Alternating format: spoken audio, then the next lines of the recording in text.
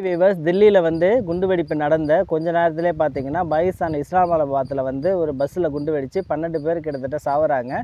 அதோட வெடி சத்தம் வந்து 12 கிலோமீட்டருக்கு அதிகமாக கேட்டிருக்குது. இந்தியா வந்து ஆப்ரேஷன் சிந்தூர் மூலமாக ஒரு கடினமான வந்து ஒரு பதிலடியை கொடுத்தாங்க அவங்களுக்கு.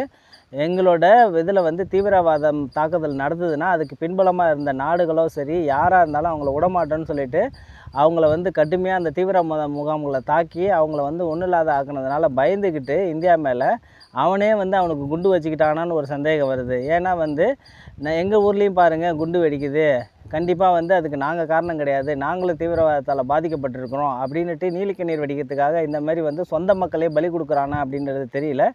எதுவாக இருந்தாலும் கர்மா ரிட்டர்ன்ஸு, அவன் செஞ்ச வினைக்கு வந்து பதில் வந்து அவனுக்கு கிடச்சிட்ருக்குது. கண்டிப்பாக வந்து நம்மளோட அரசாங்கம், இந்திய அரசாங்கம் திரு நரேந்திர மோடிஜி அவர்களோட தலைமையில் வந்து கடுமையான நடவடிக்கை எடுக்கும் அப்படின்றத வந்து நாடே எதிர்பார்த்துட்டு இருக்குது. அதேமாரி வந்து திரு ராஜ்நாத் சிங் இராணுவத்துறை அமைச்சரே வந்து சொல்லியிருக்கிறாங்க, ஆப்ரேஷன் சிந்தூர் வந்து 2.0 வந்து முடியல, அது கண்டினியூ ஆகிட்டு தான் இருக்குது, அது இன்னும் நாங்கள் நிறுத்தவே இல்லை, கொஞ்ச நாள் பாஸ் பண்ணி வச்சுருக்கோம் அப்படின்ட்டு இந்த தீவிரவாத தாக்குதலுக்கு பதிலடி வந்து இந்தியா கடுமையான பதிலடியை கொடுக்கும் அப்படின்ட்டு பாகிஸ்தானில் எல்லாருமே அலற ஆரம்பிச்சிட்டாங்க.